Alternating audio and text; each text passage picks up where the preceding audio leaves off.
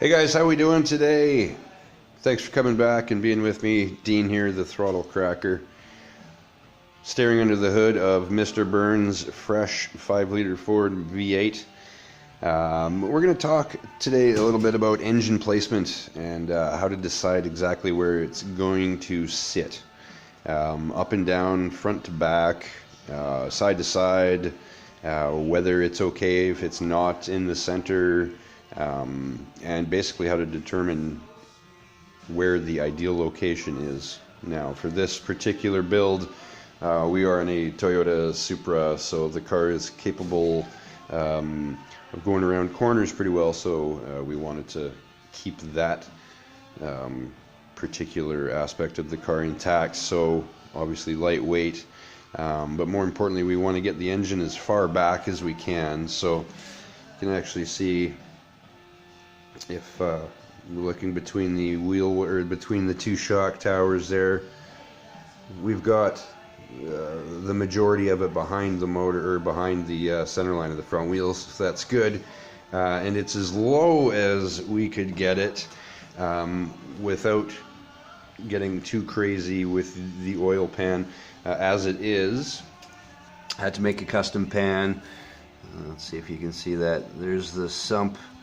The little addition to the sump I made fits nicely in the cross member there. If you can see the clearance, we got a bunch of room. It's as low as it can be.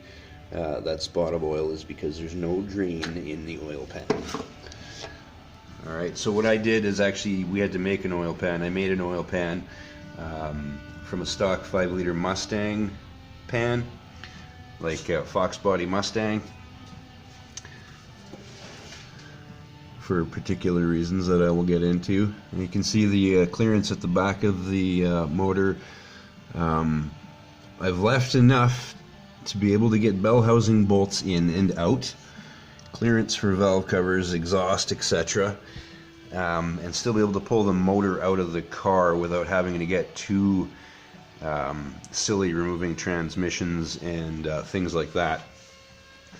So basically, another big factor for this car, and all of them actually, is because we want the manual transmission, is where exactly does the shifter mount. So we ran a T5, a nice fresh T5, and it comes up in the factory hole in the hump right at the very back of it.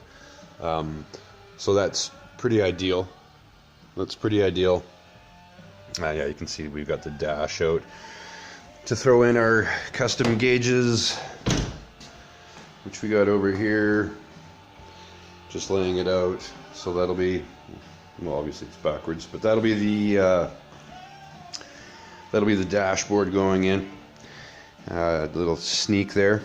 Now the steering is obviously on the passenger side, or on the driver's side. Here in North America, it's on the left. So the steering arm or shaft clearance is obviously the deciding factor for the left or right portion of a lot of things. If your exhaust is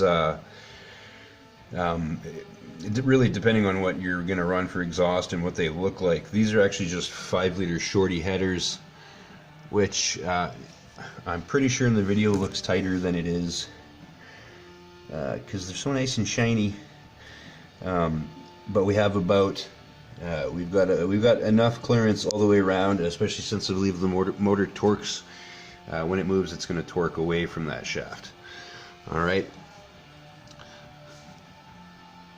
So we marked out exactly where we wanted things to sit, and then as far as up and down goes, basically we had to, for this particular build, there's the cross member has the, can you see any of that down there? Yeah, sort of. This cross member has all the power steering rack on the back of it, and then the all the plumbing for said power steering runs behind that. And the stock oil pan actually had a lot of room for the cross member, but would run into the plumbing down there for the steering. And it was, for me anyway, it was less of a pain to build an oil pan than it was to build plumbing for power steering. And really there was no need for plumbing for power steering to be done because it's all brand new anyway, and I wanted the pump to sit in the stock location, which is right where you're looking there. This is the bottom half of that tube is going to be removed after we get the radiator in there. Air filter is going to fit down there. Alright, now left to right, as much as it looks centered in the car, it really isn't. And most rear drive cars are not going to be. And as you can see through the scoop in the hood, the difference in offset. Now it looks totally normal under the hood, and it is totally normal under the hood. It's only an inch or so offset, and that is again, of course, because of the steering shaft. So now what is important to do is you don't want the engine sitting front to back perfectly. It should be askew off to the side. So basically your drive shaft, you want to remove all of the possible extreme angles from your drive shaft U-joints. So instead of having the motor over this way, where your drive shaft would be in this sort of a shape, you want the motor sort of rotated on an axis like that, so your drive shaft is as straight to the rear end as possible. Now this, we are running the two-piece drive shaft that comes with its stock, which has yet to be modified. But same instance, same requirement. You want U-joint angles are critical, and if they are extreme, they rob horsepower in an enormous way, and vibration, and they're just unpleasant. It's overlooked detail quite often.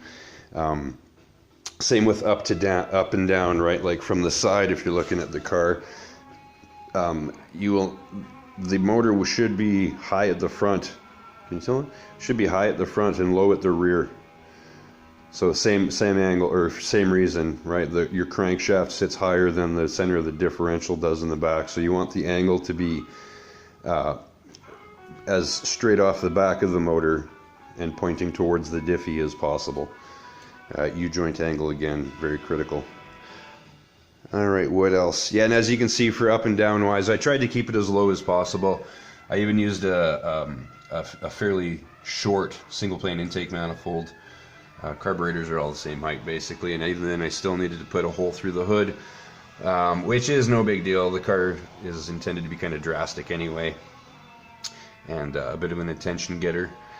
So while I was there, I threw the extra, since I got a hole in the hood anyway, I threw a plastic spacer under the carb to bring it up, and actually it fills out the hole in the hood a little better and may be a little bit more drivable. We'll see. But for the future, I have a whole lot of room to go to a much more aggressive intake manifold if at some reason in the future I feel like I need more power, which I don't believe is going to be the issue at all with this particular build. It is a daily, so we weren't going for max output. Alright, so next we're going to build some brackets on the front for our alternator and power steering over there. Radiator's going to get mounted right up in there, obviously, with an electric fan on the front of it. Got a bunch of wiring to do.